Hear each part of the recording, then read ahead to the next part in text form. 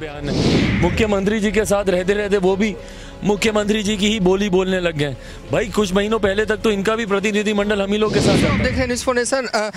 छपरा कांड को लेकर चिराग पासवान ने बिहार के राज्यपाल से मुलाकात की है और इस वक्त निकल रहे हैं। क्या क्या बातें हुई राज्यपाल से? भाई महामहिम जी के संज्ञान में पूरा विषय दिया किस तरीके से, क्योंकि आज छपरा हम लोग होकर भी आए तो वहाँ पे प्रशासनिक लापरवाही कैसी रही है, दबाव प्रशासन की तरफ से कैसे दिया जा रहा है, लोगों को डराया जा रहा है कि नहीं इस बात को बोलें कि भैया जहरीली शराब पीने से मौत हुई है क्योंकि उनकी गिरफ्तारी हो जाएगी, पोस्टमार्टम तक नहीं इन्होंने होने दिया। तो इन तमाम चीज़ों की जानकारी महामहिम जी को हम लोगों ने दी है। महामहिम जी ने भी बहुत गंभीरता से पूरे विषय को उन्होंने सुना है और बिहार में बढ़ती अपराध को और इस अराजक माहौल को मद्देनजर रखते हुए राष्ट्रपति शासन लागू करने की हम लोगों ने मांग की है, जिसको महामहिम जी ने गंभीरता से लेते हुए उसके ऊपर कार्रवाई करने का विश्वास दिलाया। एक आखिरी सवाल है कि कल तेजस्वी यादव बयान देते हैं पूरे मामले को लेकर, कहते हैं कोई उनको बता के थोड़ी ना शराब पीने जाएगा, उनको क्या पता चलेगा कैसे? अब पता नहीं भैया किस तरीके का बयान है। मुख्यमंत्री जी के साथ रहते रहते वो भी मुख्यमंत्री जी की ही बोली बोलने लग गए। भाई कुछ महीनों पहले तक तो इनका भी प्रतिनिधिमंडल हम ही लोग के साथ जाता था। विपक्ष में आप रहेंगे एक तरीके का काम कीजिएगा, सत्ता में आके आप दूसरी नीति अपनाइएगा, ये गलत है ना भैया। जो गलत है वो गलत है और गलत का विरोध खुलकर करना चाहिए, भले आप सत्ता में ही क्यों नहीं बैठे हों। ये आपकी विश्वसनीयता जनता के बीच में बढ़ाएगा। तेजस्वी यादव ने कहा सरकार से पूछ के कोई लोग शराब थोड़ी पीते हैं, मरने वाले अगर मुख्यमंत्री जी की भाषा वो बोलने लगे। 6 महीने पहले की उनकी भाषा सुनिए, 6 महीने पहले के उनके बयान सुनिए। वो दिन दूर नहीं है भैया जब हम लोग भी जाते थे तो उनका भी एक प्रतिनिधिमंडल हम लोग को अपने आजू बाजू में दिखता था, वो लोग भी जा रहे होते थे। जब हम लोग महामहिम से मिलने आते थे तो उनका भी एक प्रतिनिधिमंडल मिलने आता था, वो भी वही मांग को रखते थे। पर यही है ना कि जब आज आप सत्ता में हो जाते हैं तो आपके सुर बदल जाते हैं, जब आप विपक्ष में होते हैं तो आपके सुर अलग होते हैं। ये जो नीति में बदलाव आता है ये नीयत के बदलाव को भी दिखाता है। आज की तारीख में आपकी नीयत सिर्फ सत्ता में अब बने रहने की हो गई है। इससे पहले जब आप विपक्ष में थे तो आपको इनका दर्द दिखता था, आपको इनका दुख समझ में आता था। पर आज जब आप खुद सत्ता में चले गए हैं उसके बाद अब आपको भी इनका दर्द नहीं दिख रहा। ये सेम वही भाषा ना बोल रहे हैं जो मुख्यमंत्री जिस भाषा का इस्तेमाल करते हैं।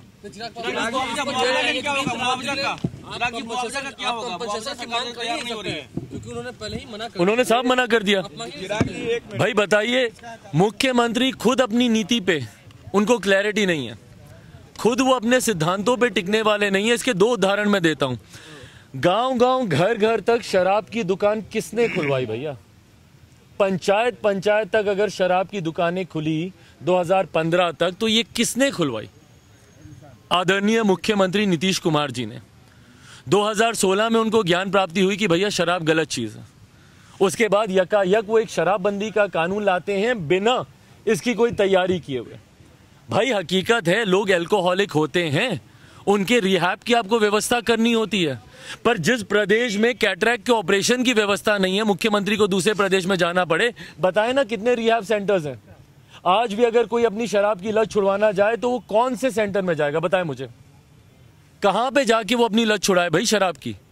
बिना किसी उचित तैयारी के 2016 में अपनी ज्ञान प्राप्ति के अनुसार ये शराबबंदी का कानून ले आए, वहां तक भी ठीक।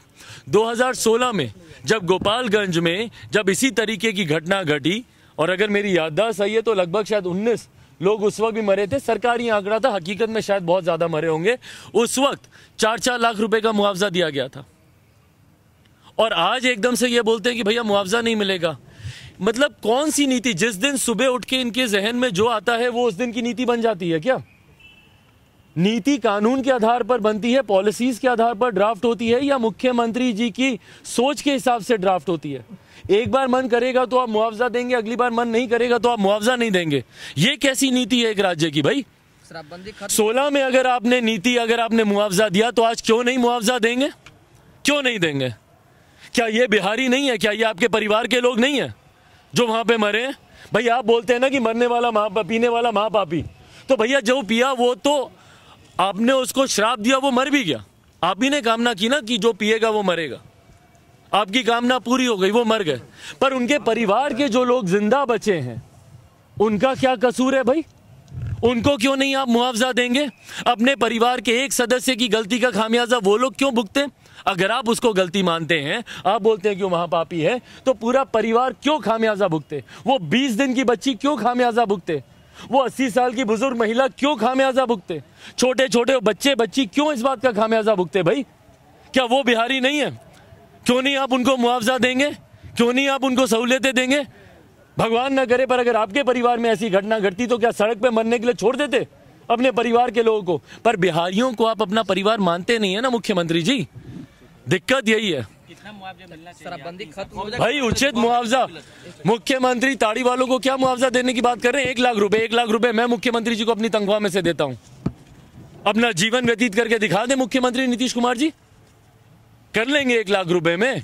हाँ, चलिए थे चिराग पासवान जो कि बिहार के राज्यपाल फागू चौहान से मिलकर निकल रहे थे। उनका साफ तौर पे कहना है कि बिहार में राष्ट्रपति शासन जो है वो लागू कर देना चाहिए। शराबबंदी जो है वो बिहार में पूरी तरीके से फेल है। फिलहाल अभी तक के लिए इतना ही। आप देखते रहिए न्यूज़ फॉर नेशन।